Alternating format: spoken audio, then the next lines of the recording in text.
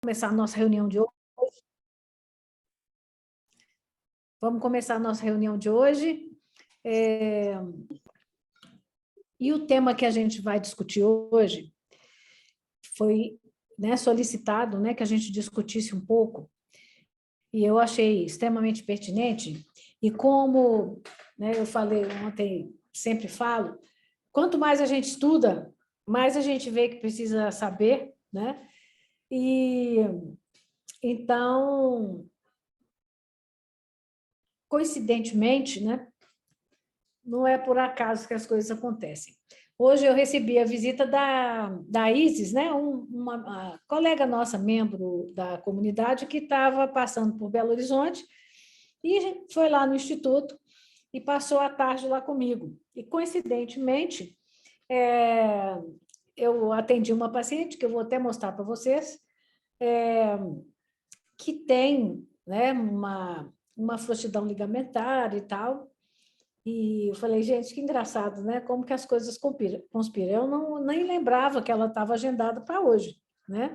E aí foi justo no dia que a Isis estava lá e a gente, inclusive, vou mostrar para vocês o que eu estou usando para ela, tá bom? Mas então, quando a gente pensa em lacidão ligamentar, né? E num segundo momento a gente vai ver a interface com a ortopedia, mas a gente precisa fazer primeiro essa pergunta, né? O que é um ligamento, né?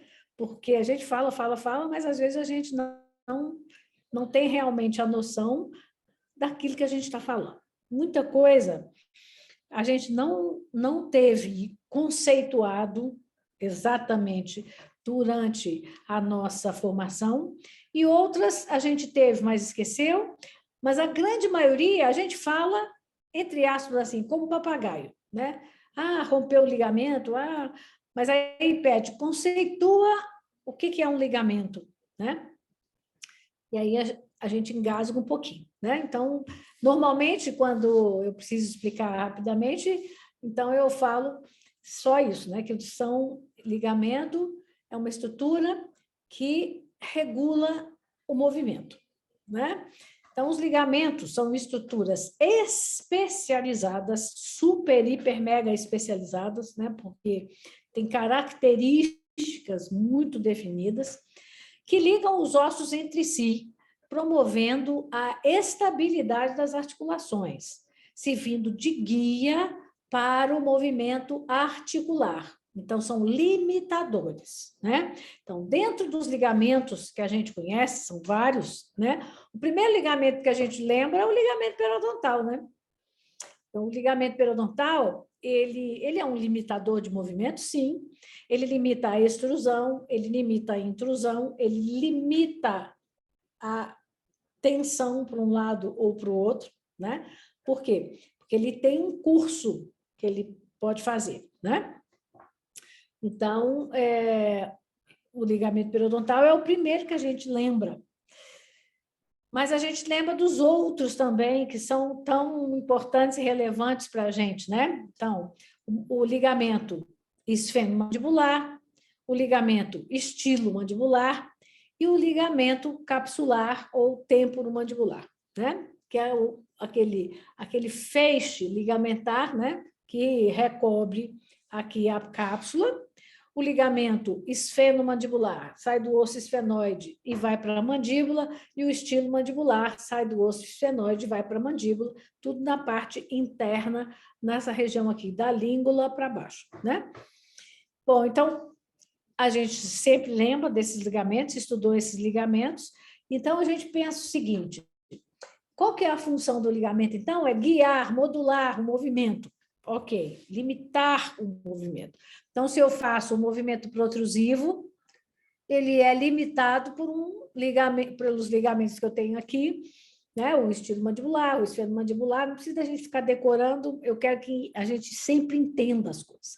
Então, se eu faço esse meu movimento está modulado, né, pelo ligamento. Então, o músculo contrai e faz o movimento, mas esse movimento ele não vai ser extenso demais, porque ele é modulado pelo ligamento, que está ali preso também entre as duas regiões que estão sendo movimentadas, né?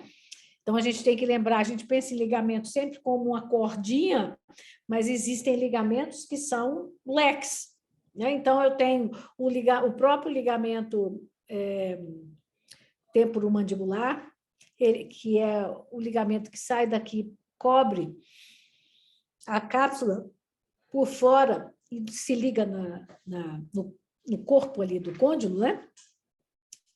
Pela cápsula, ele é um fininho, né? Ele é fino e largo.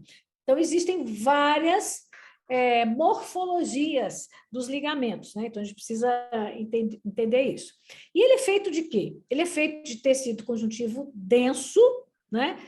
Composto principalmente de fibras colágenas que fornecem alta resistência à tração. Ok? Então, o ligamento, ele tem uma característica de composição mais cheia de fibra colágena, né? Então, vamos ficar com isso aí no pensamento para a gente entender o raciocínio daqui para frente. Então, pus aqui algumas fotozinhas só para a gente lembrar. Então, nós estamos vendo aqui, né? As fibras colágenas se orientam muito densas e formam um feixe, um leque, um manguito, o que seja, né? A estrutura vai depender do propósito biológico, mas são sempre fibras colágenas orientadas no sentido de limitar ou guiar, né, um movimento, tá? Então, o ligamento periodontal, né, fibras colágenas, estão aqui ligando, né, o osso ao dente, né? Então, é um ligamento que a gente conhece muito bem, tá bom? Mas a gente tem também um outro tipo de fibra que media muito, né, a interface entre os órgãos, os tecidos, que é a elastina, tá? Então, a elastina, ela é um tipo de fibra, mas como o próprio nome está dizendo, é diferente do colágeno porque ela tem elasticidade, tá? Então, ela dá elasticidade e resiliência para as estruturas, tá? Então, existem algumas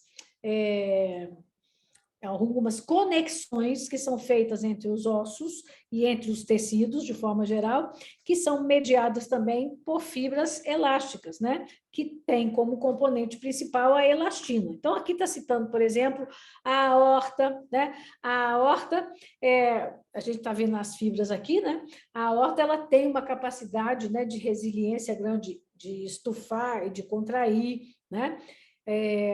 E tem essa estrutura elástica em volta dela. Aqui a gente está vendo um monte de elastina que está na cartilagem, e vocês já vão entender por que eu estou falando disso, né, na hora que a gente começar a ver a sequência da questão aqui. Muito bem. O que mais que é um ligamento? Né? A gente tem que continuar pensando nisso.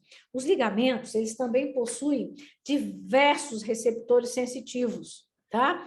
Que vão fazer o quê, gente? Olha que legal. Eles vão avaliar a velocidade, o tipo de movimento que está acontecendo e a posição das articulações. Então, principalmente, os receptores são de Golgi, que são os mesmos que estão nos tendões dos músculos, né? Eles estão presentes nos ligamentos, mas existem outros também, corpus de Pacini e tal. Para quê? Para mediar, né, esse complexo sistema de movimentação que os mamíferos, todos os animais que tenham um certo movimento, eles têm esse complexo sistema, né, de funcionamento. Vamos pensar nos animais esqueléticos, né? Eles precisam de ligamentos, né, para poder modular o movimento que o músculo conectado pelo tendão no osso induz. Então, o músculo conectado pelo tendão no osso induz um movimento, o ligamento modula e limita aquele movimento, ok? Bom, esses receptores nervosos, eles são responsáveis também por responder, né, às ordens motoras que vêm dos músculos. Então, vamos entender isso, olha. Veio lá uma ordem, o sistema nervoso central mandou uma ordem para você apertar os dentes, tá bom? Ok. você aperta, tem que ter algum receptor aqui que percebe isso. E, nesse caso, quem vai perceber isso é o ligamento periodontal e informar para o sistema nervoso central que você está apertando. Aí vem uma outra ordem, né? Lá para você, uma ordem de contração muscular, mandou contrair o pterigóide lateral, masseter superficial, e aí você contraiu isso e jogou a sua mandíbula para frente. Bom, quando você jogou a mandíbula para frente, o ligamento estilo mandibular esticou, o ligamento esfenomandibular esticou e o ligamento temporomandibular também esticou, até um determinado limite. A partir daí, você não consegue protruir mais. Da mesma forma que você não entra mais do que, não aperta mais do que o limite que é dado pelos dentes, estimulados ali pelo ligamento periodontal. Enfim, os ligamentos limitam e modulam os movimentos. Muito bem. Então, quando a gente lembra daquela história, não sei quantos de vocês novatos que já assistiram a aula onde a gente trata disso, né? Mas não tem problema, quem não assistiu a gente vai falar aqui. Veja bem, quando a gente está trabalhando com ortopedia funcional dos maxilares, a gente faz estímulos que vão gerar aferências, né, para o sistema nervoso central, através de receptores que estão na periferia, no ligamento periodontal, na língua, na mucosa, nos músculos e nos tendões e nos ligamentos. Então, todas essas informações vão sair daqui e vão subir para o sistema nervoso central. De lá, a gente vai ter respostas eferentes que vão agir, né, nos músculos, tendões, ligamentos e fáscia. A língua está sempre aqui separada, apesar dela ser um órgão muscular, por causa da relevância dela nesse processo de fazer essa resposta, né, motora que vai ser induzida a partir das aferências que subiram para o sistema nervoso central. Então, a gente mudou a postura da mandíbula com um aparelho. Então, quem percebeu isso? Os ligamentos perceberam, né? Os receptores de periodonto, os receptores da cápsula, os receptores, né, da língua, dos músculos, né, os receptores dos músculos, eles perceberam isso e mandaram todo esse conjunto de aferências para o sistema nervoso central. Lá o sistema nervoso central integra tudo e manda as respostas motoras para os órgãos efetores, que a gente chama, que é músculo, tendão, ligamento e fáscia. Então, a língua está aqui separada, eu vou repetir, só por causa da relevância dela, mas é óbvio que ela está incluída nos músculos, né? Então, músculos, tendões, ligamentos e fáscias. Fáscia, para quem não entendeu, não teve tempo de entender ainda. Fáscia é todo o conjunto, né, de tecido conectivo que integra o corpo nosso inteirinho. Antes a gente pensava que fáscia era só aquela pelinha assim que recobre os músculos. Não, aquilo é uma parte da fáscia. A fáscia é uma rede de conexão celular que a gente tem, conectando a parte externa, que é a pele, com a parte interna até os órgãos mais intrínsecos, tudo conectado por essa rede de tecido conectivo chamado de fáscia, né? E que tem, inclusive, células específicas nela, que são os telócitos. Muito bem. Então, isso tudo tem que funcionar muito certinho. Então, vou chamar a atenção de vocês para duas coisas aqui. Olha só, nós estamos falando de ligamento. Então, os ligamentos estão aqui, tanto nas aferências, quanto estão aqui nas eferências. Por quê? Porque os receptores nervosos que estão aqui no ligamento vão mandar a mensagem para o sistema nervoso central e a resposta, né, de limitação de movimento vai vir do sistema nervoso central para os ligamentos. Então, eles participam dos dois caminhos, tanto das aferências quanto das referências. Então, é assim que a ortopedia trabalha, né? Bom, então a gente precisa compreender agora que quando esse ligamento ele não faz o para-casa direitinho, ele não faz, né, a função dele adequadamente, ou seja, ele não limita, não guia o movimento adequadamente, a gente está diante, né, de um processo que é chamado de lacidão ligamentar, que pode ser benigna, ou a gente pode ter lacidão ligamentar associada a doenças sistêmicas, tá? Então, primeiro a gente vai pensar na lacidão ligamentar benigna, tá? O que é ela? Tudo que a gente classificar como lacidão ligamentar é um movimento realizado através da contração muscular que excede o padrão de normalidade.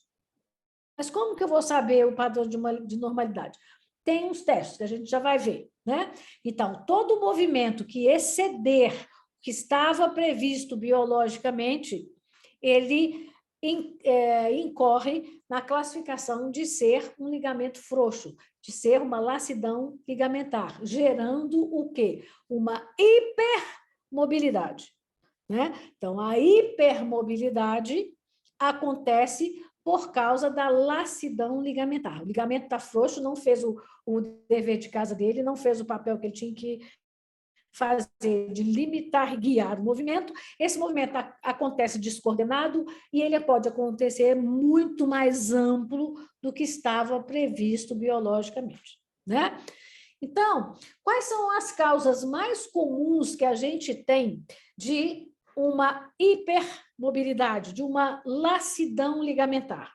Então, pode ser a hipermobilidade, ela pode, às vezes, ser causada por alterações no formato ósseo. Então, vou dar um exemplo, vocês vão entender perfeitamente. Quando a gente faz abertura da mandíbula, tá? O côndilo está aqui na fossa e ele tem que caminhar aqui na eminência, tá certo? Então, isso limita um pouco o movimento, fazer essa trajetória aqui. Imagina que eu tenho, imagina que eu tenho uma eminência rasinha. Uma é assim, a outra é assim. Essa aqui sendo rasinha, ela vai facilitar esse movimento, o meu movimento vai ser mais fácil, mais alongado, né, em termos de distância. Né? Então, quando eu tenho alterações de forma óssea, eu posso condicionar aquele sistema para ter uma hipermobilidade. E, obviamente, quanto mais eu faço aquilo, mais o ligamento vai distendendo e eu acabo tendo, às vezes, uma trajetória condilar muito aumentada, porque a eminência é rasa, sem necessariamente eu ter esse problema em outras articulações do corpo. Então, eu posso ter uma hiperexcursão mandibular gerada por uma eminência rasa. Ela tinha que ser funda e ela está rasa, né? Deixa eu fazer, como é que eu faço aqui? Deixa eu pensar aqui. Tá, ela tinha que ser assim, ó, né?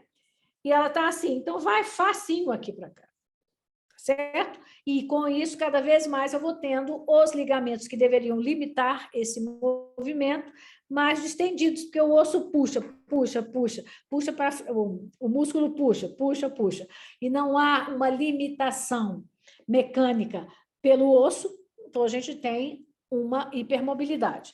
A gente pode ter também por uma alteração no tônus muscular ou na força. Então, quando a gente tem aqueles músculos fraquinho, molinho, né? Eles permitem, né, uma extensão de movimento maior também.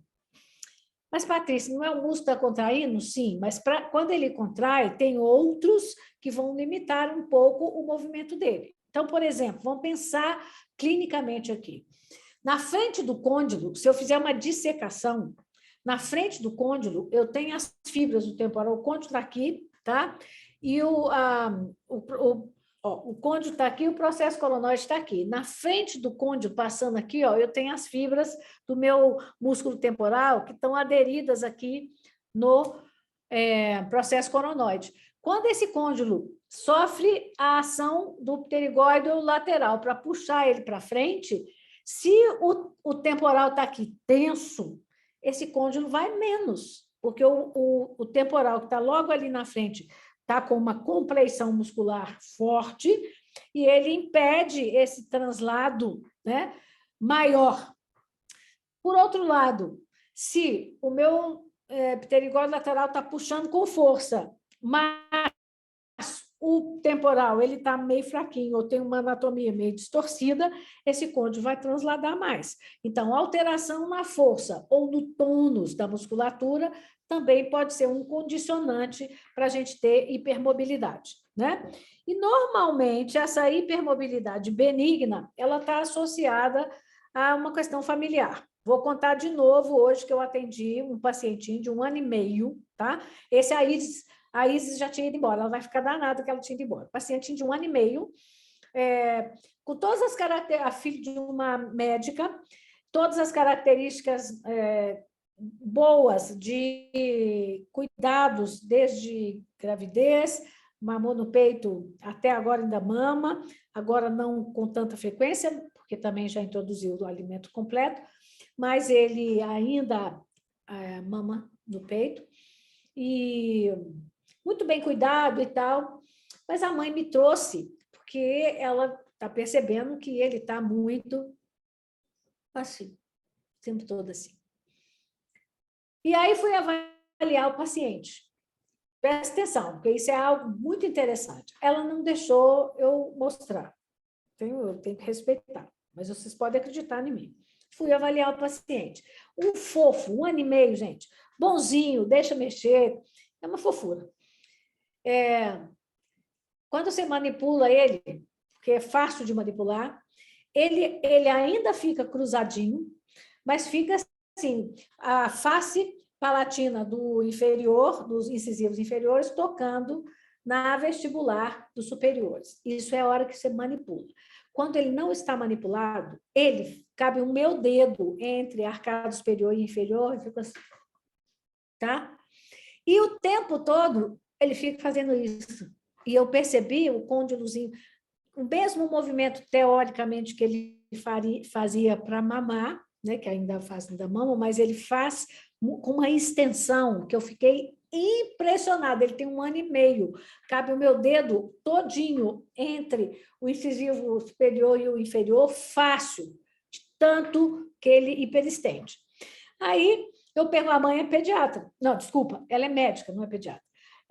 Aí eu perguntei, ele tem hipermobilidade em outras articulações? Não, Patrícia, nunca olhei, mas eu tenho. Falei, então vamos olhar? Pega o dedinho dele, encosta aqui. Pega o dedo mindinho, virou quase 45 graus. Aí pus ele em pezinho, ele é um fofo. Pus ele em pezinho, mexe no joelhinho, o joelhinho dele arqueia assim para trás. Ó. O bracinho, faz aquele arco. Vocês vão ver aqui, são os sinais de Beighton, né? Todos, todos. Aí a mãe, mas eu também sou e tal. Ou seja, tem uma história familiar de hipermobilidade. Agora, o que eu vou fazer para esse menino de 1 ano e meio parar de ficar assim? Porque aí ela me mostrou um vídeo dele dormindo. Ele dorme fazendo assim o tempo inteiro. Ele mastiga o tempo... Mastiga não. Ele movimenta a mandíbula porque meio que está confortável para ele fazer esse movimento. Então, a gente passou alguns exercícios, vou encaminhar para a fono, ela tem uma fono, que a irmã dela é fono, vou começar a trabalhar com ela, e ver o que a gente pode trabalhar em estimular uns músculos, deixar outros, mas ele tem uma lacidão ligamentar importante, né? E a mãe também tem, ela pôs a palma inteira da mão no chão, tranquilamente no consultório, né? O dedinho, o mindinho, ela não vira tanto, esse aqui ela vira bem também, a perna também, enfim, nós já vamos ver os sinais. Vamos lá. Então, a hipermobilidade articular ou frouxidão ligamentar da criança acontece com uma certa frequência. Então, esse bracinho dobrado assim, ele é sinal de hipermobilidade, né, nessa estrutura, né, aqui. Então, tá dobrando mais, porque o ligamento está frouxo, ele não está segurando, ele não está guiando o movimento de forma adequada, ok? É importante a gente pensar nisso. Bom, se o ligamento não funciona bem, a gente já sabe que a sinalização neural também pode estar prejudicada, né? Então, as aferências vão estar prejudicadas, porque o ligamento tem problema, né? Então, aquilo que tem que mandar para o sistema nervoso central está indo meio perturbado. E como que a gente pode avaliar se essa lacidão ligamentar é sistêmica ou é só regional, né? Por esses sinais que eu acabei de falar, mas estão aqui, então, são os sinais de Beighton, né? Então, a gente pede o paciente para rodar o dedinho mindinho para trás. Se ele fizer mais de 90 graus, a gente conta como 1 ponto, tá? Se for nas 2 mãos, 2 pontos. Se o bracinho faz igual o daquele menino, e isso que está mostrando aqui, uma curvatura, né, que é convexa, né, com a mão para cima, então isso aqui a gente conta 1 ponto de cada lado. Se é possível fazer esse movimento, né, aqui, encostar isso aqui, 1 ponto de cada lado. Se há um arqueamento do joelho, 1 ponto de cada lado. E se a pessoa põe a mão no chão, como a mãe do meu pacientinho fez, 1 ponto. Ou seja, aqui são 9 pontos. 9 pontos. Se eu tiver 4 pontos, eu já considero que é uma hipermobilidade generalizada, né? Que é sistêmica, tá bom? Então, se eu tiver 4 pontos, eu já posso considerar que é sistêmico. É óbvio que a classificação ela é mais complexa quando você vai diagnosticar, fazer diagnóstico diferencial entre doenças. Mas aqui, para nós não vamos. No máximo, nós vamos encaminhar para um reumatologista, tá certo? Então, para nós, isso aqui é mais do que suficiente, que foi o que eu fiz no meu pacientinho lá hoje. Então, se tiver mais de 4 articulações hipermóveis, é sistêmica. E se é sistêmica, presta atenção, nós temos que considerar uma síndrome, né? Que é a síndrome de Ehlers-Danlos, né? Então, todo mundo chama de EDS, Ehlers-Danlos Síndrome, né? EDS. Então, a gente precisa considerar isso, né? E por que nós temos que considerar? Porque, às vezes, nós somos os primeiros que vão perceber alguma coisa e a lacidão ligamentar, ela está sempre relacionada com uma alteração de formação de colágeno ou de elastina, ou os dois, né? No caso da síndrome de Ehlers-Danlos, é uma alteração na síntese de colágeno. E a gente precisa de colágeno para trocentas coisas. Então, essa pessoa, ela pode apresentar outros problemas que, num primeiro momento, às vezes não estão tão evidentes. Então, todas as vezes que eu tiver mais de 4 articulações hipermóveis, mesmo que tenha uma história familiar de ser benigno, é importante avaliar, porque às vezes os ancestrais não foram bem avaliados, para evitar danos mais sérios em outras áreas que dependem de colágeno. Por exemplo, o paciente normalmente ele tem problemas periodontais, porque o colágeno que forma a gengiva ele está comprometido, né? Então ele tende a ter problemas de ordem periodontal, mesmo criança. Nós vamos ver, acho que ainda eu vou falar disso, mas assim, tem uma tendência a ter pouquíssima gengiva inserida, né? Então, imagina, o paciente chegou, ele tem hipermobilidade, tem pouca gengiva inserida, opa, direto para o reumatologista, porque tem que evitar que esse paciente evolua para ter problemas vasculares, porque os vasos precisam de fibra colágena na parede deles. Então, se o paciente tem uma deficiência de colágeno, uma doença de colágeno, né, ou colagenose, né, ele vai ter problemas, né? A síndrome de Ehlers-Danlos é uma síndrome muito frequente, né? E que tem uma repercussão para nós importante. Então, nós precisamos pensar nisso, tá? Então, 4 articulações hipermóveis. Se tem mais um sinalzinho, por exemplo, não enxerga bem, está usando óculos, você acende mais um sinal e vai em frente, né? E Obviamente, se tem uma pele muito fácil de destender, porque isso aqui tudo é colágeno. Então, o paciente que tem a síndrome de Ehlers-Danlos, ele pode ter, não necessariamente todos têm, mas ele pode ter esse tipo de condição da pele ser, você puxa a pele assim, ela como se destacasse, né, do resto da derme, né? Então, por causa do colágeno. Então, o colágeno está prejudicado, todas as outras coisas podem estar prejudicadas, tá? Então, é importante a gente estar atento. Então, se eu recebo uma criança, vamos lá, tem uma abertura de boca muito grande. Como que eu vou medir? Normalmente, a gente não tem parâmetro certinho, porque varia muito de autor por autor. Mas há uma concordância de que, com a própria mãozinha, abriu mais de 4 dedos, está com hipermobilidade. Tá? Então, a gente precisa já estar atento a isso. Então, chega uma criança, abriu mais de 4 dedos, tem problema de visão. Você faz o teste e está lá positivo para outras, deu mais de 4. Tem que mandar para o reumatologista imediatamente. Porque essa criança, às vezes, pode estar sendo tratada toda separada. Foi no oftalmologista e viu que ela tinha um problema de visão. Veio aqui na gente e a gente viu que ela abre muito a boquinha, explicou para a mãe que era para tentar limitar, não deixar morder maçã assim, mas não deu tanta importância, né? Ainda não teve nenhum comprometimento articular, então não tem dor articular, não tem nada, mas você faz os testes, está lá. Tem que encaminhar, porque o paciente que tem hipermobilidade, ele tende a entrar depois em hipomobilidade por degeneração das articulações. Então, aquelas pessoas todas que a gente vê no circo, que faz aqueles contorcionismos todos, né? O final de vida daqueles indivíduos é muito triste, porque eles fazem aquele contorcionismo todo e depois acabam entrando em quadros de artrose e ficam com pouquíssima mobilidade no final da vida, né?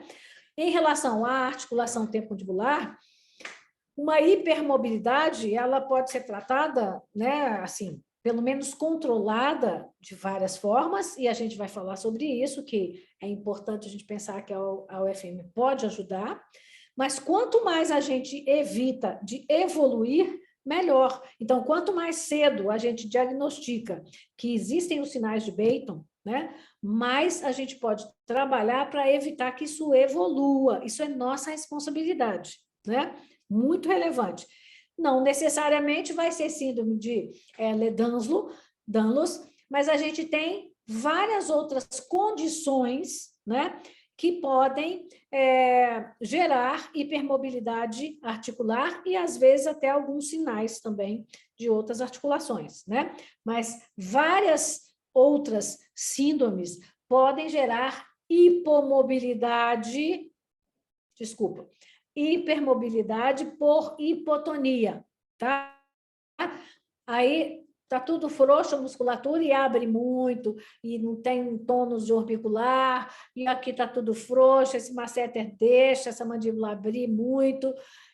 Então, a gente tem condições muito frequentes onde é necessário que a gente atue, né?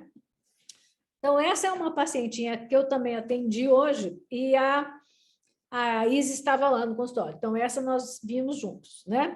E essa pacientinha, ela está fazendo uso do Frog Mouse, né? Para quem não conhece, né, o Frog Mouse é um acessório criado pelo Patrick Fellows, que tem uma ação muito interessante, né?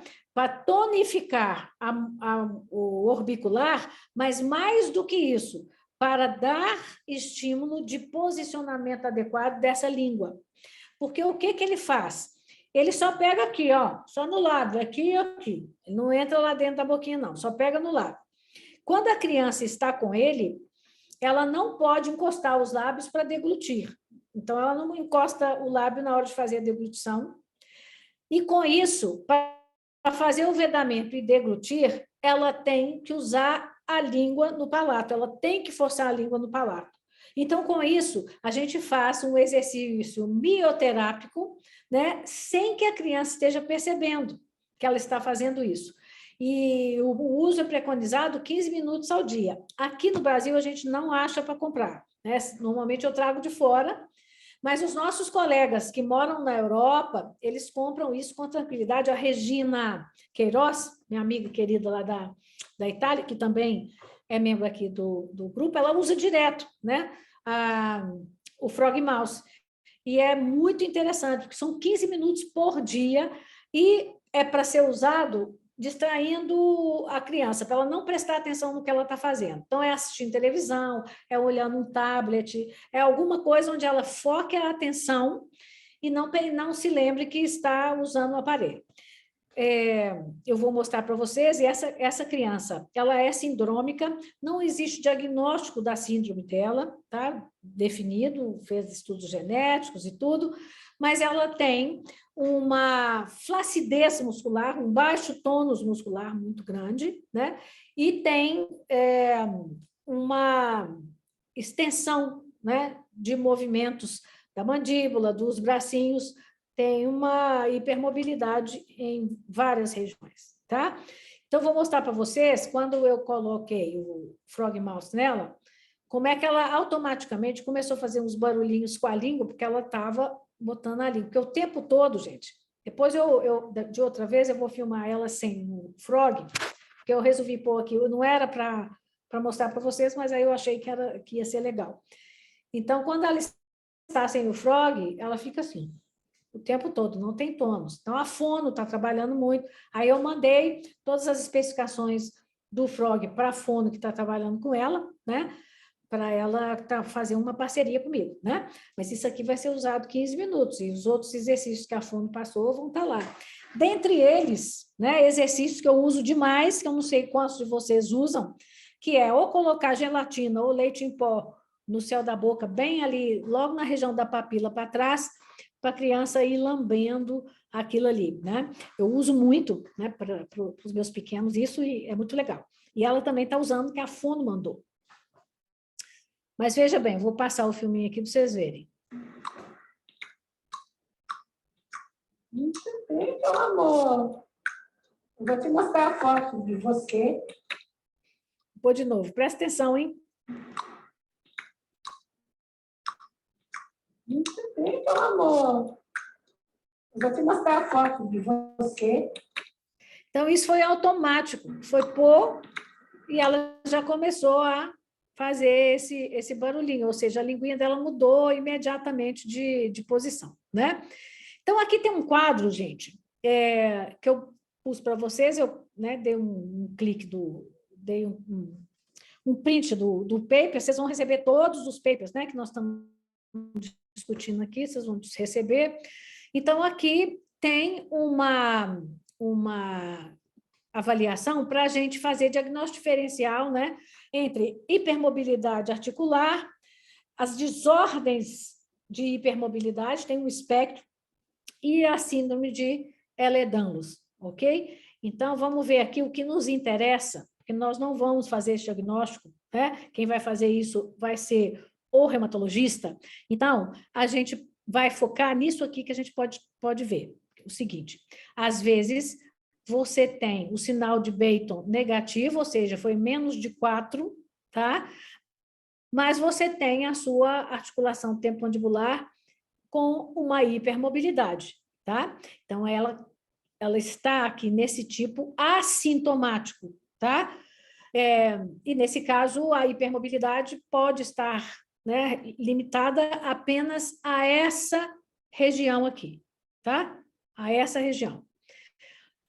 Depois, dentro do espectro de hipermobilidade, a gente já pode ter, né, uma situação também de hipermobilidade restrita para um trabalho, mas aí já com sintomas. Então, aquele de cima está assintomático, aqui a gente já tem algum sintoma. Que tipo de sintoma que pode ter? Algum desconforto, né, de dor, alguma trajetória alterada, né, de movimento, porque às vezes você tem, quando não tem sintoma nenhum, ele abriu, cabe 5 dedinhos aqui, mas essa mandíbula abriu centradinha, ela não está desviando, ela só está indo além do que deveria. Então, ainda está numa fase assintomática, mas a gente pode depois ter uma fase sintomática, onde há desvio, faz aquela dança, né?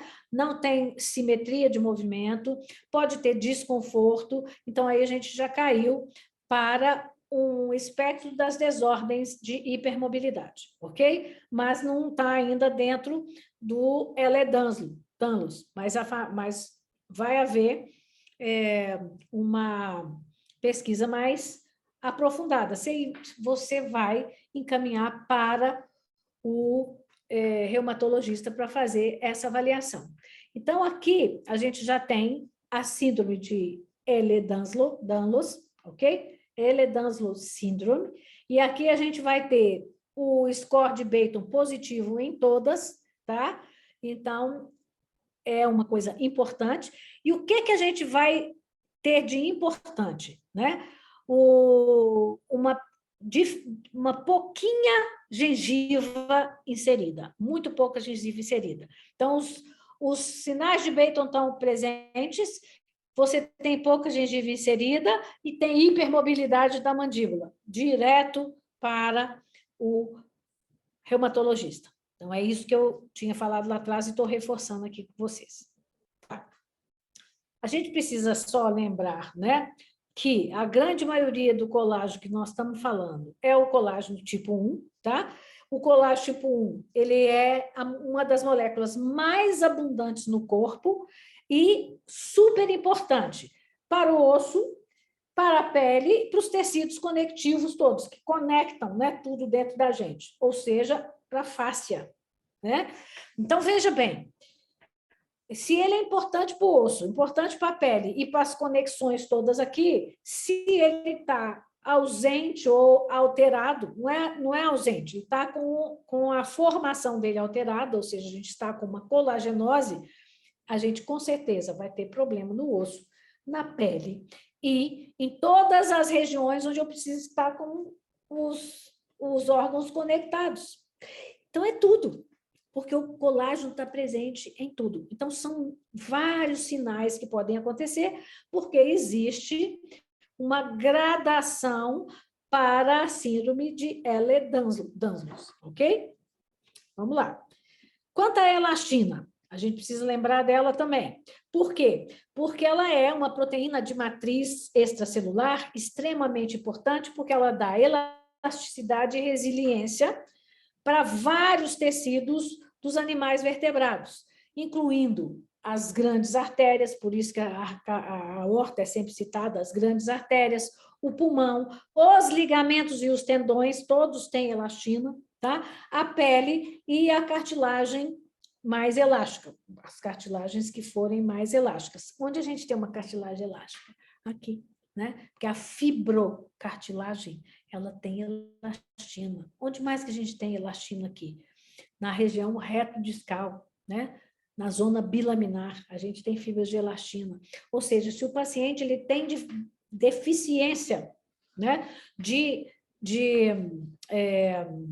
produção de elastina e de colágeno, a gente tem áreas muito nobres que são da nossa responsabilidade que podem estar comprometidas, né? E por que eu falei da elastina também? Para a gente fazer diagnóstico diferencial, tá?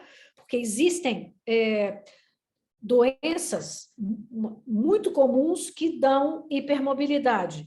Uma, que é a síndrome de Ehlers-Danlos, ela é de responsabilidade principalmente do colágeno, e a gente tem a síndrome de Marfan, que também acontece com muita frequência, tem hipermobilidade, tem comprometimento de várias outras áreas, e que se deve a uma má característica de formação da elastina. Então, a gente precisa fazer um diagnóstico diferencial. Na verdade, a gente não, né? Quem vai fazer é o reumatologista e vai fazer a partir de sequenciamento gênico, para saber se o gene que codifica a elastina está presente ou não, ou se o gene que codifica o colágeno tipo 1 está presente ou não, tá? Então, vamos lá. Como que a OFM ela pode ajudar um paciente hipermóvel, um paciente que tem a ATM abrindo e fechando com uma extensão muito maior do que deveria. Primeiro, ela pode coordenar movimentos. Então, se veja bem, isso é muito importante a gente pensar. Se eu estou diante de um paciente hipermóvel, né, eu não posso funcionalizar essa boca, deixar essa boca correr solta, porque eu preciso ensinar para aqueles ligamentos como que eles têm que funcionar e para os próprios músculos como que eles têm que funcionar, porque os músculos não estão recebendo o feedback correto daqueles ligamentos que deveriam estar informando qual que era o limite, até onde que vai contrair. Ele tem os proprioceptores para fazer isso, o ligamento, mas ele não está fazendo. Então, a gente pode ajudar com aparelhos que vão coordenar esses movimentos, né? Guiar a abertura e fechamento. Então, é um aparelho com aleta, um aparelho que tenha arco dorsal, sem tubo, né? Para que os movimentos fiquem mais, né, guiados.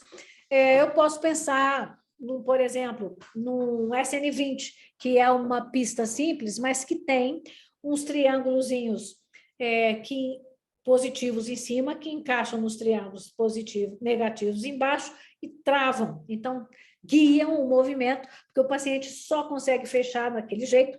Então, tem várias possibilidades, mas se você não conhece os aparelhos, nunca viu um SN20, não tem problema nenhum. Você tem que lembrar que você tem que planejar algo que impeça que ele fique livre, se ele está com uma hipermobilidade e está fazendo, né, trajetórias descoordenadas de abertura e fechamento, lateralidade, né?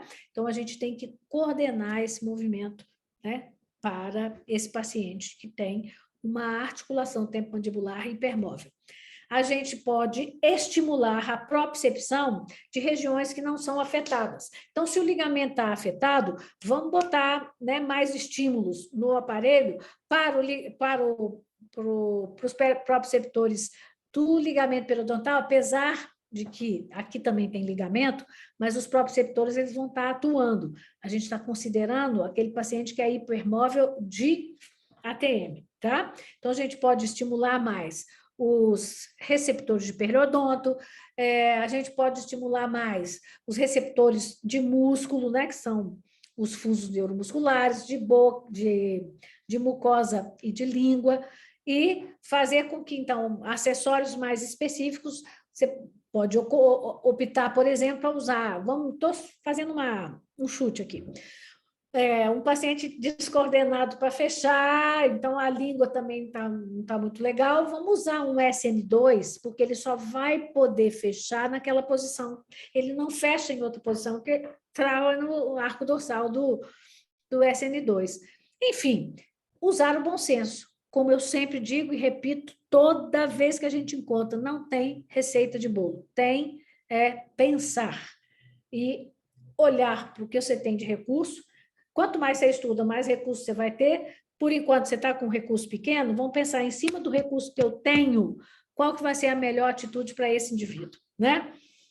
E a gente sempre deve trabalhar em conjunto com a fisioterapia e a fonoaudiologia naqueles pacientes que têm uma hipermobilidade que já está causando problema, porque eu posso ter ela completamente assintomática, mas o passar do tempo fazendo movimentos excessivos, né? Como o caso das pessoas do circo, os contorcionistas do circo, eu vou entrar num quadro de degeneração articular, né? Então, é preciso que a gente sempre pense nisso, né? O que a gente precisa evitar? Que o paciente tenha que chegar a usar um tipo de artifício como esse aqui. Não sei se vocês já viram, né? Vocês vão receber o artigo. É um dispositivo criado para limitar, né, o movimento protrusivo, tá? E de abertura, para que o paciente não luxe. Então, o paciente que está luxando direto, porque não foi cuidado oportunamente, né? Então, ele acaba tendo que usar um artifício desse, que eu já vou mostrar para vocês. Então, é esse paciente aqui. Olha, o lado esquerdo dele, né? Como que ele passa completamente da eminência. Vou chamar a atenção de vocês para uma coisa. Quem não assistiu, a gente tem uma aula de ressonância que está na parte de terapêutica, exames complementares. Tem lá como que a gente avalia uma ressonância magnética, tá bom? E lá eu mostro, né, que é importante, quando o paciente abre, que o longo eixo do côndilo esteja na direção da parte mais central da eminência. Então, esteja na direção aqui, ó. Isso aqui tem que estar nessa direção. No lado direito, está um pouquinho para frente. Ou seja, o disco que está aqui, ó, né? Isso aqui não é uma ressonância, né? É uma tomografia. Na ressonância, a gente veria o disco. Então, o disco que está aqui, ó, a gente não está vendo ele aqui, ele está fazendo ele está se relacionando com a parte superior do côndilo e com a eminência. No lado esquerdo, presta atenção, esse disco está aqui, ó. Então, o que está acontecendo? A maior parte do disco vai estar se relacionando com a região posterior do côndilo. Por quê? Porque esse côndilo está indo muito para frente. Então, o disco tinha que estar aqui em cima, tá? Ele tinha que estar aqui em cima. Esse côndilo, ele anda tanto que ele vai e escorrega e fica se relacionando com a parte posterior. E a ponta do côndilo está na direção da frente da eminência, quase que luxando, um tiquinho mais luxa, né? Porque ele passa aqui para frente e não volta mais, a não ser que você faça a manobra.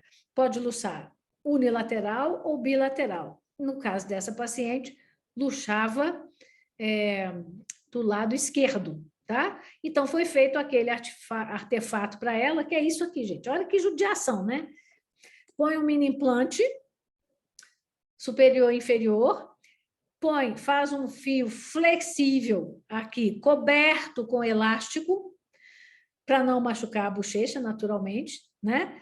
E prende, né, com um amarrilho especial esse fio no mini implante. Tá vendo que tem um buraquinho aqui e aqui? Dá para passar o fio dentro e torcer. Fica preso. Então, o paciente só abre com essa limitação. E para frente também ele é limitado, ele não consegue. Então, ele para de luxar desse lado, porque ele luxava sem parar do lado esquerdo, né?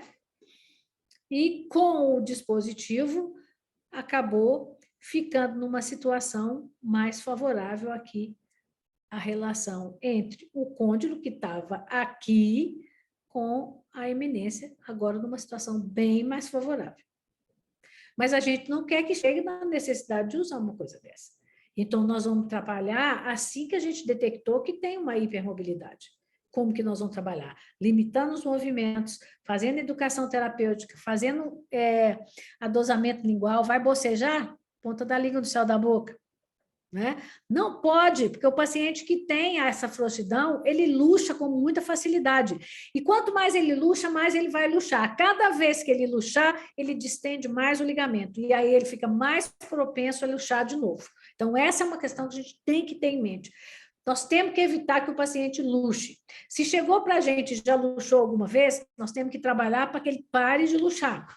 Porque senão ele vai chegar no ponto de degenerar. Vai entrar no quadro de artrose depois, né? No entanto, a interface entre hipermobilidade e ortopedia funcional dos maxilares, ela vai além disso, gente. Além de trabalhar, né, para evitar esse processo.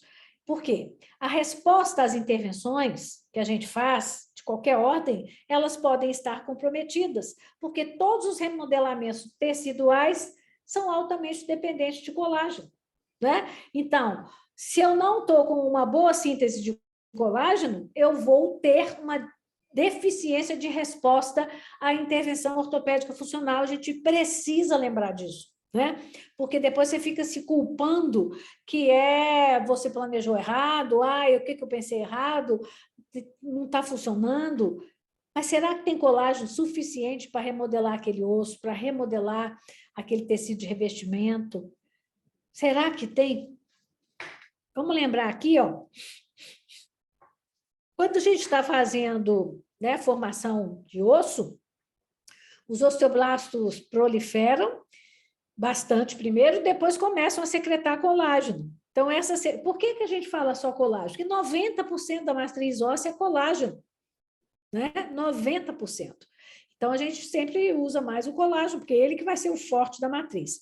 Então, o colágeno, e depois, esse mesmo osteoblasto vai secretar a fosfatase alcalina, essa fosfatase alcalina vai fazer esse colágeno estar apto a receber cálcio, e aí esse cálcio vem, deposita e mineraliza. Então, esse é o processo de mineralização. 100% dependente de colágeno. Então, se eu tenho isso, que é o processo de mineralização, onde o osteoblasto primeiro liberou um monte de colágeno. Se o colágeno desse paciente é comprometido, o que acontece? Deixa eu explicar para vocês. Ao invés desse osteoblasto liberar o colágeno assim, ele vai liberar esse colágeno embolado, igual também ocorre na osteogênese imperfeita.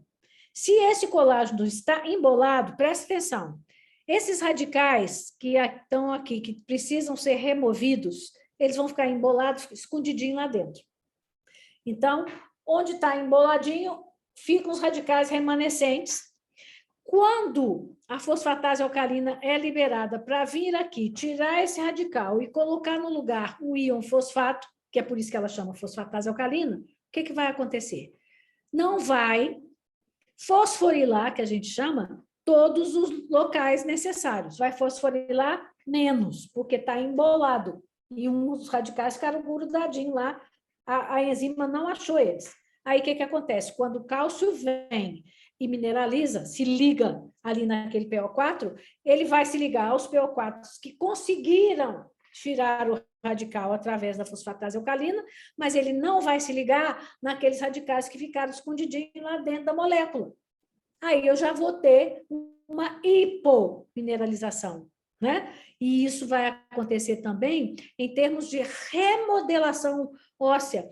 Menos colágeno, menos remodelação. Então, a resposta remodelativa que um paciente, né, com deficiência de colágeno de alguma ordem vai dar para uma intervenção ortopédica funcional, ela vai ser menor. A gente precisa entender isso e saber que nós não podemos esperar o mesmo tempo de resposta que a gente esperava se o paciente fosse normal em termos de colágeno.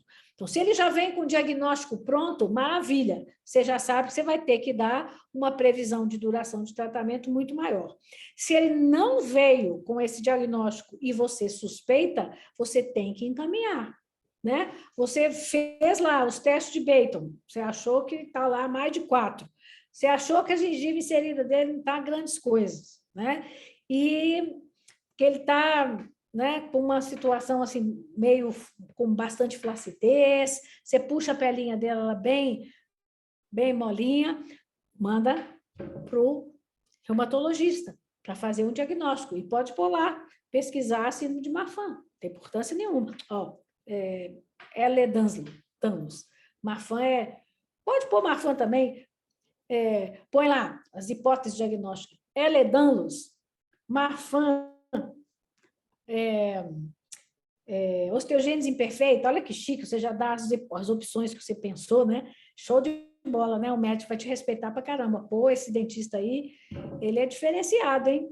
Ele desconfiou de alguma coisa, mesmo que não seja, mas se desconfiou, encaminhou, ele fez lá o diagnóstico. Se for, ele já vai cuidar, porque é preciso cuidar para evitar de evoluir, e você já sabe que você vai dar uma previsão de tempo muito mais aumentada para aquele paciente. Então, é importante. Então, a pergunta que foi feita para a gente discutir isso hoje, eu achei fantástica, porque ela é muito relevante, né? Então, vamos recapitular aqui. O paciente chegou,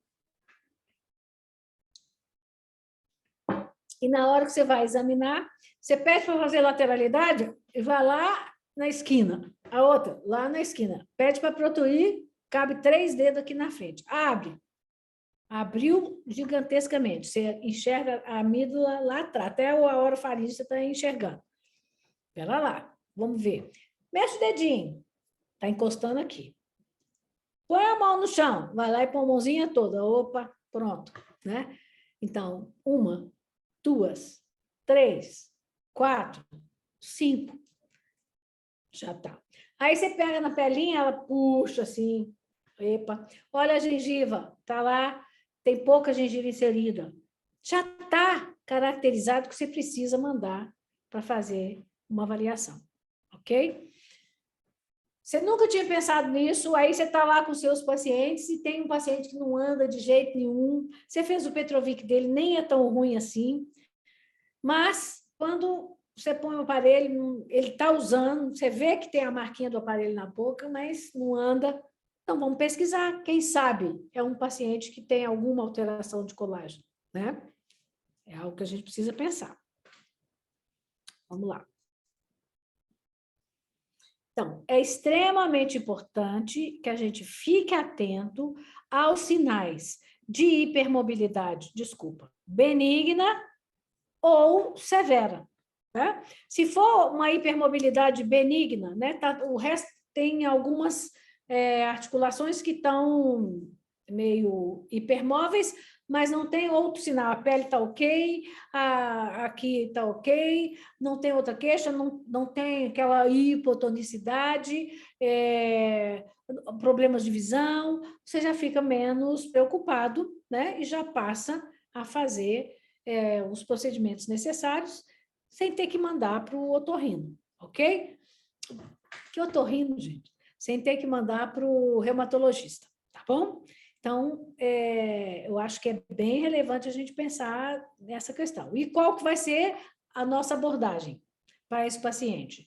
Aparelhos ortopédicos funcionais que guiem o movimento e que limitem o movimento. Não pode ser aparelho que facilita o movimento, porque senão nós não vamos dar as referências que a gente precisa dar para aquela musculatura, tá? Porque, lembrando, o ligamento não está mandando a informação correta, né?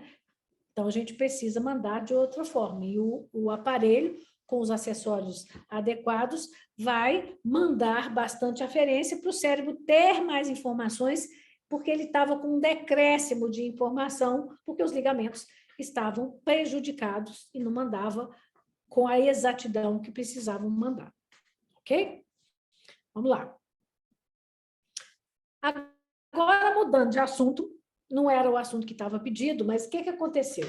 As coisas vêm para mim, gente, e eu falo assim, isso aí é para eu mostrar na comunidade, né?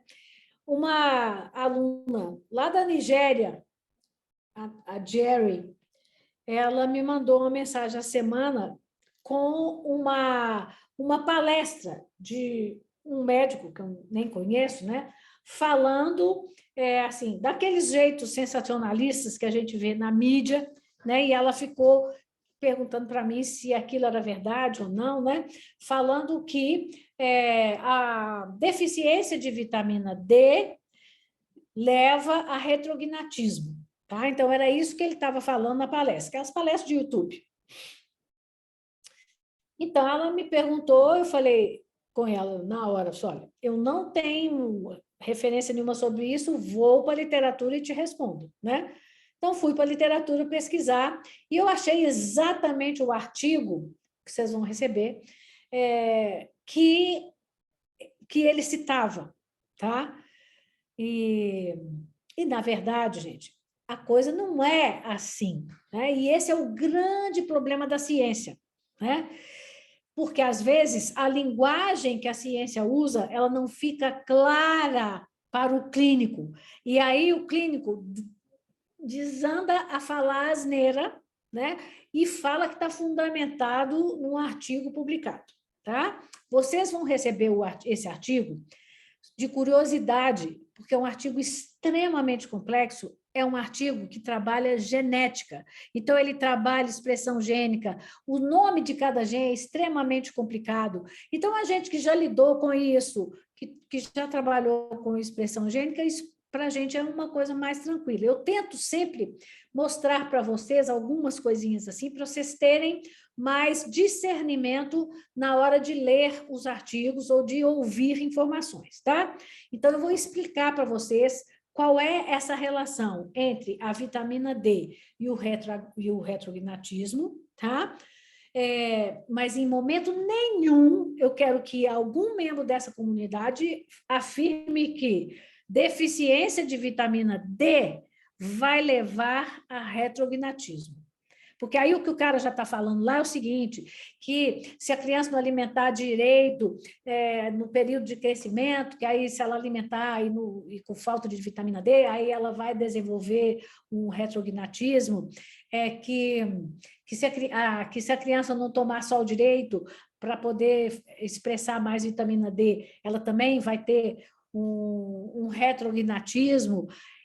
Assim, ele começa a falar coisas que não estão referendadas pelo paper, pelo artigo, tá? Então, antes da gente ir para frente, o artigo é esse aqui, tá? E é um artigo de quem? Daqui do Brasil, do pessoal de Ribeirão, da USP de Ribeirão. Um artigo fantástico, de estudo, olha, do gen do paratormônio, tá? E dos genes que codificam tanto a vitamina D quanto o retrognatismo mandibular, tá? Existem genes que codificam tudo. Então, eles estudaram uma quantidade enorme de genes, que vocês vão ver lá depois, se vocês tiverem curiosidade de ler. Mas é chatinho o artigo de ler para quem não entende. Então, eu vou tentar mostrar para vocês aqui o seguinte. Deixa eu só voltar aqui para mostrar uma coisa. Deixa eu ver se ele fala. Não, ele não fala aqui de SNP. Lá no artigo é que ele fala. Vou mostrar para vocês aqui o que é. Ele trata de polimorfismo. O que é polimorfismo? Esse slide é um slide que tem lá na imersão. Né? Eu não lembro, eu acho que é na 6, no módulo 6, um deles tem esse slide, ou é logo no início, não lembro mais não, mas esse slide está lá. Eu peguei ele lá, de volta, para que eu possa explicar para vocês, porque como eu digo e repito, quem está nessa comunidade tem que ter senso crítico e entender as coisas e clarear para outros também, tá? Então, o que é polimorfismo? O polimorfismo é mutação, na verdade não é mutação, é uma alteração de bases, tá? Que acontecem entre dois alelos de um cromossomo. Então, vejam bem, aqui a gente tem um cromossoma e aqui a gente tem um alelo e outro alelo, tá? As duas perninhas, cada um é um alelo. Quando a gente tem uma sequência, né, de referência, que é essa sequência de bases, né? Guanina, citosina, timina, são as bases, né? Os pares de bases do DNA. Quando a gente tem essa sequência de bases, aqui a gente chama de uma sequência referência, que é a separação, né, de um alelo. Então, a gente, quando tem normalidade, a gente tem esse alelo igualzinho o outro. Esse veio do pai, esse veio da mãe. É igualzinho. Isso aqui é um gen, né? Um pedacinho da fita de DNA com os pares de base aqui estabelecidos, né? E eles são idênticos. Tá bom. O que é um SNP? É um Single Nucleotide Polymorphism. Ou seja, é uma mudança única no nucleotídeo. O nucleotídeo é um par de base. Então, mudou só um. Aqui tinha que ser um T e virou para C. Só essa mutação, isso não é uma mutação ainda, só essa alteraçãozinha leva a uma característica que a gente chama de polimorfismo. O que é polimorfismos? Mais de uma forma para um mesmo gene, tá bem? Existem outras formas de polimorfismo que a gente está descrevendo aqui, mas não precisa da gente entrar em detalhes, né? São 3 tipos, basicamente, mas esse artigo ele trata disso. Então, o que eles estão falando, gente? Eu pus aqui só para vocês terem uma noção. O que eles estão falando? Eles estão falando o seguinte, que o polimorfismo do gene que codifica a síntese da vitamina D, ele também pode estar relacionado com a ocorrência, tá, de uma retrognatia. Então, é uma é uma expressão diferenciada daquele gene que codifica a síntese da vitamina D, ele também se relaciona com o retrognatismo. Tá bom? Então, qual que é a diferença entre a fala que o cara falou e isso que eles estão falando aqui? Que uma criança que tem tendência a ter deficiência de vitamina D, não porque ela não comeu adequadamente, porque ela não ingeriu vitamina D, não porque ela não ficou no sol, mas porque ela tem uma deficiência genética de sintetizar a vitamina D a partir, né, do sol, que vai lá ativar o calciferol, tá? Então, ela tem uma deficiência desse gene que vai fazer essa síntese da vitamina D. Essa mesma criança, ela tem uma tendência de ter retrognatismo, da mandíbula dela crescer menos. É completamente diferente de eu falar se a criança comer menos, por exemplo, sei lá, coisas que tem vitamina D, e ficar menos exposta ao sol, ela vai ter tendência a ter retrognatismo. Eu não sei se eu estou sendo clara, gente. É completamente diferente uma coisa da outra. Uma coisa, a criança tem um problema de vitamina D e, ao mesmo tempo, ela pode ter problema de retrognatismo, a mandíbula não crescer direito, porque a codificação das enzimas ali não está funcionando direito e tal. A outra coisa é ela ingerir alimentos com pouco colicalciferol e ficar pouco ao sol, e por causa disso ela ter retrognatismo. Isso não é verdade. Então, ninguém aqui vai falar que hipovitaminose D gera retrognatismo. Hipovitaminose D gera raquitismo.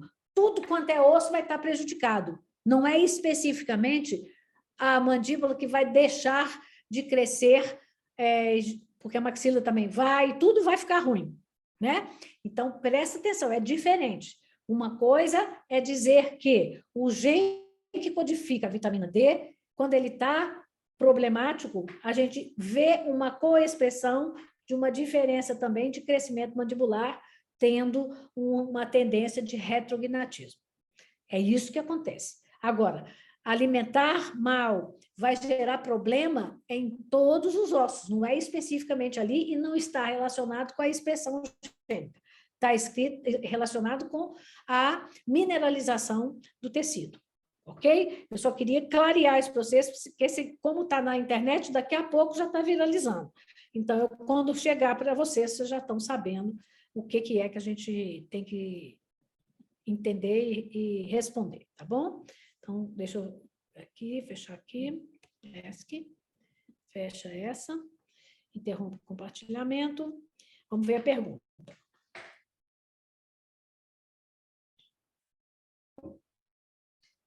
Vamos lá. Então, aqui a gente está vendo que a Silvana e a Nau estão afônicas. Depois, a Cristiane, quais exercícios que você prescreve para criança com MC? Mordida cruzada anterior. Ah, tá. Porque você comentou de 1 ano e meio que tinha mordida cruzada. Ah, tá. Então, vamos lá. Primeiro, esse exercício do leite em pó ou da gelatina, a gelatina normalmente ela é muito artificial, né? Então é um grande problema. Mas o leite em pó já funciona. Passar leite em pó no céu da boca e pedir para a criança lamber. Por quê? Porque a língua vai para trás, a língua indo para trás, ela leva a mandíbula para trás. Uma outra coisa que eu faço muito é pedir para passar mel aqui, tá? E pedir para a criança com um dentinho limpar o mel. Falei isso, tá? Umas 2, 3 vezes no dia. Ajuda. Isso não fui eu que inventei, não, tá, gente? Isso aí eu aprendi com a Sandra Coulson, que é uma fonoaudióloga muito minha amiga lá dos Estados Unidos, agora já está bem velhinha, mas ela tem uns truques assim que ela ensina para a gente, eu aprendi com ela. E eu acho que tem um efeito muito bom, porque é algo que é fácil você fazer com qualquer criança e não tem risco nenhum, né? Então, basicamente, os exercícios são esses. E, assim, Prof, sim, posso complementar? claro. Querida, assim, a compressão digital do polegar do pai ou da mãe com o bebezinho deitado Quem está falando? Silvia? é Fátima. Ah, sim, sem dúvida. Eu já ia falar. Ah, tá, você já tinha finalizado, então tá. Não, mas pode falar você. A compressão digital, Cristiane, e o paizinho, geralmente eu peço para o pai porque ele tem mais força na mãozinha, né? Na parte anterior ali dos incisivos, se a criança já tem os dentinhos, já faz a compressão e a criança deitada no colo ali e fazendo esse estímulo. O que eu oriento é assim, 100 vezes 10 segundos e não 10 minutos fazendo o estímulo, entende? É mais vezes e menos tempo, porque a criança não tem tolerância também de você ficar manipulando muito tempo. E eu também peço esse exercício e eu ensino, né, fazer, peço na cadeira para poder mostrar, peço para fazer na minha frente, né, para ver se está fazendo direitinho. Mas o grande problema é o seguinte: a adesão não é muito. É isso que eu ia falar. A adesão não é muito boa. Primeiro, porque tem que estar disposto a chegar em casa e já ir direto, porque a criança vai dormir mais cedo, enfim. Então, assim, eu acho fantástico, acho que funciona muito bem, mas vejo que o leite em pó e o mel, eles têm uma adesão maior, porque a babá pode fazer, a avó pode fazer, é uma coisa mais fácil de fazer, mas eu uso demais também a compressão digital, sem dúvida nenhuma. Eu peço para usar o palito, né? Aquele palito de abaixador de língua do pediatra, Você que põe tem aqui, saborzinho, né? Uhum. mas não fazem também, eu acho que não fazem. A adesão é menor, né? Toda vez que depende muito. Peço para brincar de abelhinha com a criança, Ah, que daí ela vai lá no topo. Eu, aham. a- é ainda melhor, o que eles conseguem fazer é brincar de abelhinha. E o estralar a linguinha, quando eles já estão conseguindo também, ajuda muito, né? Porque para Tá bom, estralar a linguinha, tem que botar a língua no céu da boca seu e da boca. a mandíbula vai para trás também. A gente tem que ir usando os recursos que são possíveis e adequando para cada paciente, né? Não tem muito jeito Não nisso, tem né? muito jeito. Tá bom, obrigada. Nada. A Cláudia perguntou até que idade que pode usar o Frog Mouse, né? Adulto também usa, e tem bons resultados, né? Então, a gente tem... veja bem, gente, não tem nada a ver com o MyoBrace, tá? Nada, nada, nada, nada. O Frog Mouse, ele só pega em lábio e usa 15 minutos por dia. Ele pega aqui e aqui, tá? Usa 15 minutos por dia, só. É o protocolo criado pelo Fellows. Eu vou contar para vocês a história do Frog Mouse, para vocês entenderem. Hoje eu até contei para a Isis, a hora que eu fui usar, eu contei a história para ela. O Patrick, ele trabalhava num hospital na França e ele sempre foi muito interessado em neurofisiologia. E aí, ele tinha um orientador que era médico neurologista lá no hospital escola, em Paris, e eles começaram a estudar aferências trigeminais, uma série de coisas, e estudar postura, uma série de coisas, nos pacientes que procuravam a clínica. E eles faziam muitas fotos e tal, para poder ir documentando isso há muito tempo atrás. Aí eles colocavam o spandex para abrir a boca e deixar o paciente ali para fazer as fotos, e acabava que, como era estudo, demorava, o paciente ficava um tempão com aquilo ali. E o que o Patrick chamou a atenção do Patrick um dia, que ele começou a reparar que as pessoas com o spandex, elas mudavam a posição da língua imediatamente quando não tirava rápido, quando tinha que ficar respirando com aquele spandex ali e deglutindo saliva, que eles mudavam a posição de língua. Então, ele conversou com o orientador dele, e eles começaram, então, a observar isso, e, a partir daí, eles começaram a tentar criar um design de algo que fizesse isso, impedisse o contato dos lábios para que a língua assumisse uma posição de reflexo, né? Para compensar a ausência de selamento labial e deglutir. Foi assim que começou o Frog Mouse, né? E hoje ele é usado em muitos países, né, do mundo todo e tal. A primeira vez que eu vi foi na Inglaterra, numa feira. Eu fui apresentar um trabalho num congresso de orto, e aí eu conheci o Patrick Fellows lá. Isso já tem... Pedro está com 8 anos, tem 8 anos. Mas aí o problema é que não vende aqui, então a gente tem que ter alguém que compra a gente lá, ou tem que ir lá comprar, quando vai, compra, né? Mas é fantástico, né? Patrícia, Diga. Estados Unidos, acha? Canadá, Estados Unidos? Não. Só Europa. Só Europa. Ok, obrigada. Patrícia. Eu acho que no Canadá acha. Ok. Portugal acha? Portugal acha, direto.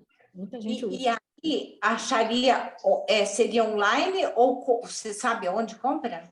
O problema é o custo para você comprar aqui, porque aí ele vem como material importado, porque como ele não existe aqui, né? Ele vem como material importado e tem um imposto gigantesco, você não tem como repassar isso para o paciente, sabe? Tá, mas comprando lá, ok, né? Assim, é acessível. Não, o preço lá é acessível.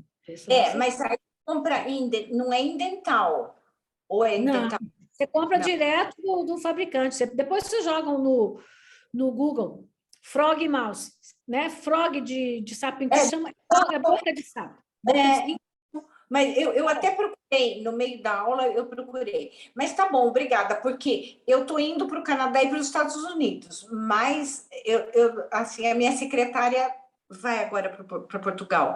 Então, eu ia pedir para procurar. Você acha que... Em Portugal você consegue, né? Você pode, inclusive, o seguinte, você pode pedir direto, né, o filho do Patrick, ele chama Guillaume, você pode conversar com ele, pedir, e ele manda entregar em Portugal, onde a sua secretária estiver. Tá bom, tá certo. Eu vou tentar achar. Obrigada, tá? Henrique, você queria falar o quê, amore? Henrique? Desculpa. Oi. Existem diferentes tamanhos do Frog Mouse ou Sim. tamanho único? Ah, tá. Não, existem. Era isso aí. Tá.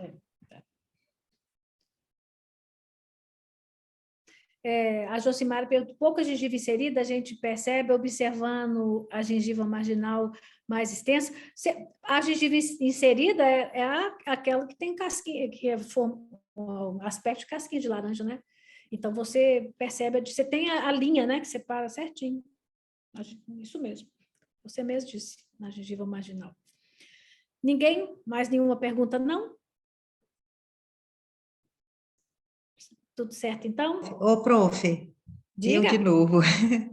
Quando você falou do defeito anatômico, né? Ou seja, a má formação óssea que geraria essa hiperlacidão, essa frouxidão ligamentar. Pensando na eminência articular, que dá essa hiperlacidão na função da articulação, ela não estaria associada a um processo disfuncional de crescimento e desenvolvimento dessa pessoa para poder ter essa eminência mais rasa ou não? Pode estar, sim, pode ser. Pode ser característico daquele indivíduo, né, de ter uma eminência mais rasa, porque a gente não tem a forma da ATM, ela é dada pelo estímulo funcional. A gente não nasce com a ATM formada, e ela depende muito do estímulo funcional, sem dúvida nenhuma, né? Então, o que você fala é super pertinente. O que é importante a gente saber é que, se essa pessoa ela excursionou demais desde muito cedo, essa eminência já ficou rasa, né? E aí ela vai facilitar mais ainda essa excursão, vai aquela bola de neve. Então, mesmo que seja uma coisa só naquela articulação, só na articulação, não seja sistêmico, né? Mas, normalmente, essa eminência rasa, ela está associada à frouxidão, porque uma coisa leva a outra, você falou perfeitamente, né? Essa disfunção, essa disfuncionalidade, né, levou a uma alteração morfológica da articulação temporomandibular, sem dúvida nenhuma. Ô, prof, outra coisa, aí eu sou clínica, né? Eu não sou pesquisadora e evidentemente clínica. O que eu observo nos pacientes hiperelásticos é que eles sentam em W, e gozado que isso não tem dentro das características daquelas observações que a gente tem que Do pontuar, Baker. né? Mas assim, não tem articulação temporomandibular também, não. Uhum, Então entendi. existe essa hipermobilidade em outras articulações, sem dúvida nenhuma. E, É, esse, e essa hiperflexibilidade para abertura, né? Também, eles fazem aquela abertura de balé com maior tranquilidade também, sim, né? o esparcar, né? Isso tudo é pertinente, né, da gente saber. Deixa eu perguntar, já que a senhora estudou tanto para nos falar hoje, existe algum paper que fala que a criança, mais crianças, né, que a gente observa, que são hiperelásticas, elas têm mais queixa de dor pós-exercícios e elas caem com mais frequência também, porque como tem essa bagunça neural de Sim, aferência, né, para sim, poder dar a resposta, é uma sim, criança que brinca além, ela vai além do limite dela. Então, sim, ela cai de repente, ela está, de repente, correndo e ela despenca. sim. Tem Isso tem alguns, algum estudo? tem alguns papers que citam isso, vocês vão receber um monte, tá? Uhum. Tem alguns que citam, sim, desconforto por excesso de carga, né? E falta de equilíbrio adequado, né? Porque a postura fica um pouco comprometida quando você tem uma flexibilidade longa demais. Então, da mesma forma que a mandíbula, por exemplo, não faz os movimentos com a sincronia que precisava, a perna também, se ela é hiperelástica, ela, na hora de correr, por exemplo, então, por isso, precisa do fisioterapeuta estar trabalhando ali, junto com a fono também, né? Paty, você tem experiência com paciente hiper, é, hiper, de hipermobilidade? Você está aí? Tô sim. Ah, Boa noite. Não, muito pouca. aham. Porque eu acho que é um trabalho até interessante de ser feito, né? Assim, de usar, por exemplo, vamos pensar aqui, um SN3, né? Às vezes com salto ou sem salto, enfim, um SN3, mas associado à fono, para guiar também os movimentos, para, né, fazer as coisas ficarem todas funcionantes. Acho que era um trabalho bem interessante para ser feito. A gente precisa muito da fono e do fisioterapeuta nos pacientes que são realmente sistêmicos. Aqueles que são mais só, às vezes, na articulação temporomandibular, tem hora que dá para a gente controlar, mas 99% das vezes vai precisar da fono. A Jacinta falou, ficou claro sobre o uso do AUF que guiam e limitam os movimentos. E sobre orientação mastigatória, exercício com hiperboloide, etc. Existem duas correntes distintas. Tem uma corrente que, com relação à hipermobilidade articular, da ATM, tem uma corrente que acha que tem que hiperfuncionalizar a musculatura. Então, você faz a musculatura ficar mais forte para ela limitar o que o ligamento não limita. E tem outra corrente que fala que não, que isso vai piorar o descompasso, porque o músculo vai funcionar demais e o ligamento não está funcionando. Então, que tem que ir ensinando aos poucos o músculo a funcionar sem hiperfuncioná-lo. São correntes distintas. Eu, sinceramente, acho que ensinar, né, o movimento adequado, a abertura, o fechamento, a lateralização, limitar os movimentos, eu acho que isso é algo que acaba criando, né, aquele engrama novo e a própria pessoa se limita, porque ela já criou um engrama novo. Porque se ela é assim, desde que ela nasceu, ela acostumou, igual esse menininho que eu atendi com 1 ano e meio hoje, gente. Vocês não têm noção o tanto que ele joga essa mandíbula para frente. Mas com folga, vai lá na frente. Ele fica todo assim, ó, e quando você manipula, ele fica de topo. Sabe, assim, como eu disse para vocês, cabe o meu dedo, assim, na boquinha de uma criança de 1 ano e meio. E que você vê, quando nasceu, ele não tinha o rebordo errado, ele tinha o rebordo em retrognatismo como é esperado. Hoje ele está de topo com os dentinhos, mas ele faz isso, ele vai lá na frente. Sabe como? Então, por causa disso. Então, ele já nasceu com essa tendência, né, de flexibilizar essa mandíbula demais. Então, a gente precisa trabalhar isso o mais cedo possível, né, de limitar esse movimento e criar um reflexo para ele diferente do que ele está acostumado. Ele criou esse reflexo para ele. Então, agora a gente tem que criar um outro reflexo para ele, né? A Jacinta está dizendo, né, que ela perguntou por causa de incremento de estímulo de mecanotransdução sobre o tecido ósseo. Sim, a gente tem que sempre ponderar as coisas todas, né? Sem dúvida nenhuma, para poder... mas isso aí, quando for os quadros sistêmicos, aí sim a gente tem que trabalhar muita musculatura nos quadros sistêmicos. Aí sim, quando a gente está falando da articulação temporomandibular individualmente, como eu te disse, tem correntes distintas. E é óbvio que se tem aqueles músculos todo mole também aqui, né? Tá, sem dúvida nenhuma que a gente tem que tonificar isso e fazer os músculos ficarem melhor. Mas são conclusões que a gente vai ter que tirar em cada caso e pensar cada caso e tal. Depois vocês vejam lá os artigos, né? A gente vai fazer o upload isso vai ficar, isso de hoje, vai ficar na terapêutica, tá bom? Então, vai ficar na terapêutica, é a aula 93, aí lá na listinha ela vai entrar como 93, e na sequência vai ter os artigos todos, como sempre, tá bem? Mais alguma coisa? A Naomara falou que o Clampt é ótimo para esses casos, para guiar, é porque o Clampt tem escudinhos, né? Então, aparelhos que geram essa centralização, guiam o movimento, eles são muito bons para esses casos, muito bons mesmo. Obrigada, Naô. Então, é isso, gente. Um beijo para todo mundo. A gente se vê quarta-feira, tá bom? Boa noite, beijo. Beijo, tchau.